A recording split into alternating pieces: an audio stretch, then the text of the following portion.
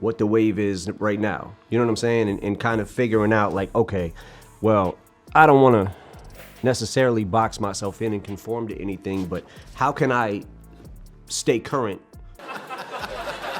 They should have their own store. Meanwhile, Attorney General Jeff Sessions has been trying to crack down on marijuana use across the country, and Obama's former Attorney General said it's basically an obsession for him. Liked it and sent it to Rick Rubin when I was out in LA working with him.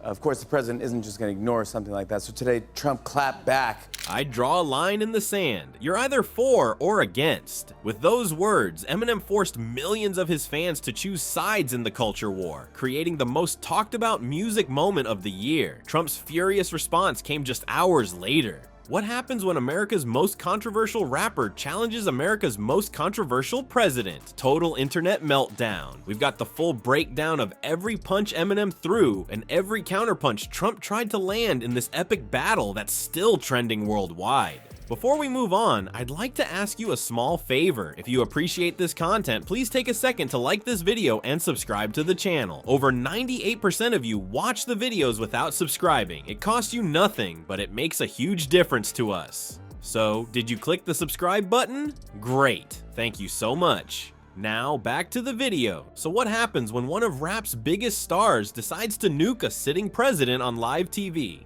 Like I always do before an album comes out, excited, anxious, you know, that kind of thing. But as far as like what's changed, nothing's really changed. Everybody's talking about this. Last night at the BET Awards, Eminem did a 4-minute freestyle rap criticizing Trump. Of course, the president isn't just going to ignore something like that. So today, Trump clapped back. They should have their own store. Meanwhile, Attorney General Jeff Sessions has been trying to crack down on marijuana use across the country, and Obama's former Attorney General said it's basically an obsession for him.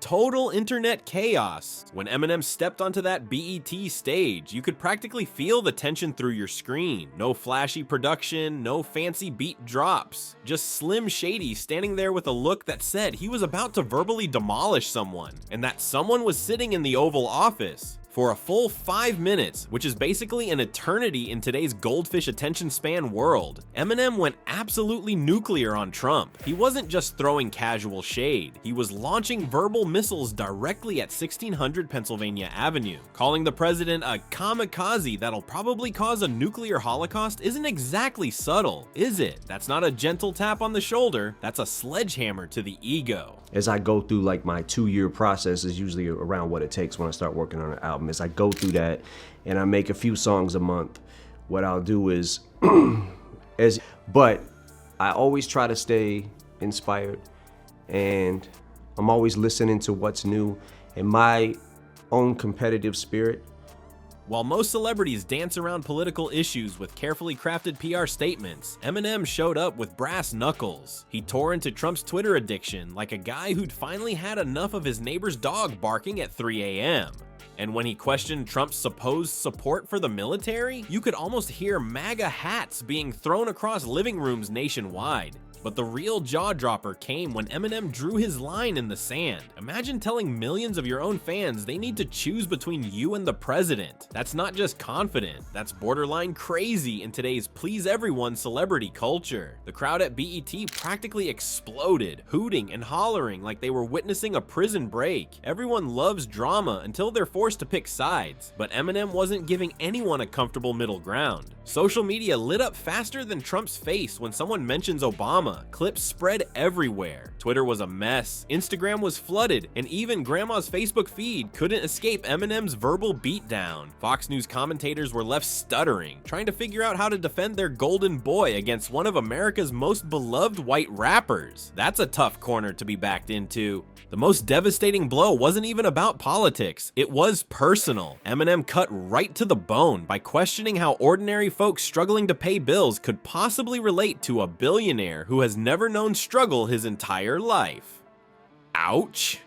Here's what people are talking about. This morning, President Trump went on a Twitter rant about fake news and threatened to revoke NBC's broadcast license.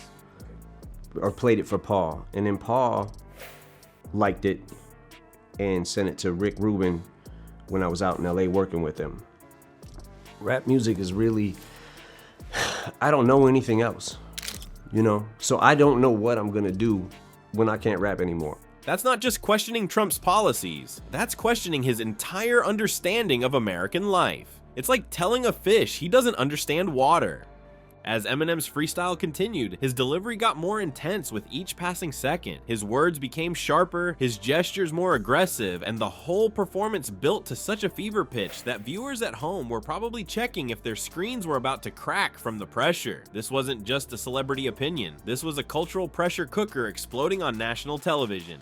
What the wave is right now, you know what I'm saying? And kind of figuring out like, okay, well, I don't want to necessarily box myself in and conform to anything, but how can I stay current? Actually was on the original hook, and she had sent it to my manager Paul.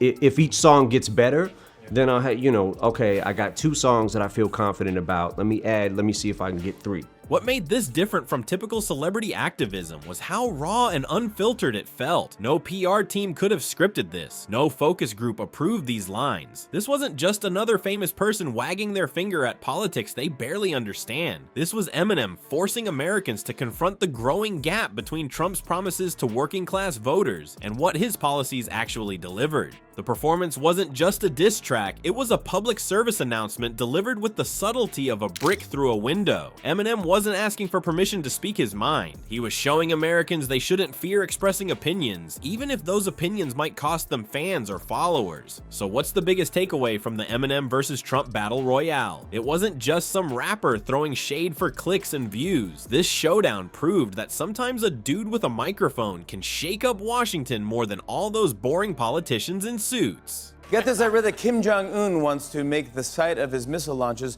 a tourist destination for families. But for kids to go on the rides, they must be taller than Kim Jong-un. Really? Yeah. I mean, Trump was mad. Was he really? Trump was mad, but he was also a little confused. Today he told people to boycott the Eminem store. And you go, no, that's good. Reese's Pieces are the best. A big sports story here. U.S. men's soccer team failed to qualify for the World Cup after losing to Trinidad and Tobago last night. In response, Trump was like, why did America have to play 2 countries at the same time?